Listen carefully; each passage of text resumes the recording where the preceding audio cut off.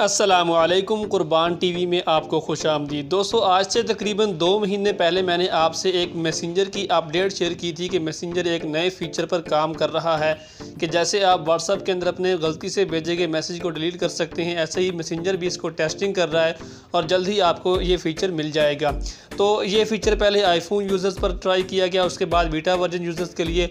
अब फाइनली जो है इस फीचर को तमाम एंड्रॉयड और पीसी यूज़र्स के लिए अप्लाई कर दिया गया है। अब मैं आपको मुकम्मल तरीकाकार दिखा देता हूं कि आप किस तरीके से कोई गलती से भेजा गया मैसेज डिलीट कर सकते हैं दोनों तरफ से। सबसे पहले तो आपको प्ले स्टोर से जाने के बाद मैसेंजर का जो सबसे लेटेस्ट वर्जन है उसको आपको इंस्टॉल करना होगा। अगर आपने पहले से इंस्टॉल किया हुआ है तो आपने इस एप्लीकेशन को अपडेट कर लेना है। जैसे ही आप इस एप्लीकेशन को अपडेट करेंगे तो इस ऐप को आपने ओपन कर लेना है। जो उसका लेटेस्ट वर्जन है उसको इंस्टॉल करने के बाद आपने इस एप्लीकेशन को ओपन कर लेना है। ओपन करने के बाद यहाँ से मैं किसी भी अपने एक फ्रेंड को कोई मैसेज सेंड करके देखता हूँ और आपको दिखाता हूँ कि आप उस दोनों तरफ से अपने मैसेज को डिलीट किस तरीके से कर सकते हैं। तो यहाँ पर मैं टाइप कर लेता हूँ अस्सलामुअलैकुम, ये मैं यहाँ से सेंड कर देता हूँ।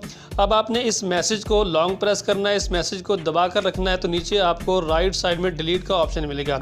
इस पर जब आप क्लिक करेंगे तो आपको 2 ऑप्शन मिलेंगे, रिमूव फॉर एवरीवन और रिमूव फॉर मी। तो आपने ऊपर वाले पर क्लिक करना है अगर आप दोनों तरफ से डिलीट करना चाहते हैं। तो यहाँ से आपने यहाँ पर कन्फर्म कर देना है और नीचे आपको शो हो जाएगा कि आपका मैसेज दोनों तरफ से डिलीट हो चुका है। तो इस तरीके से आप आसानी से कर सकते हैं।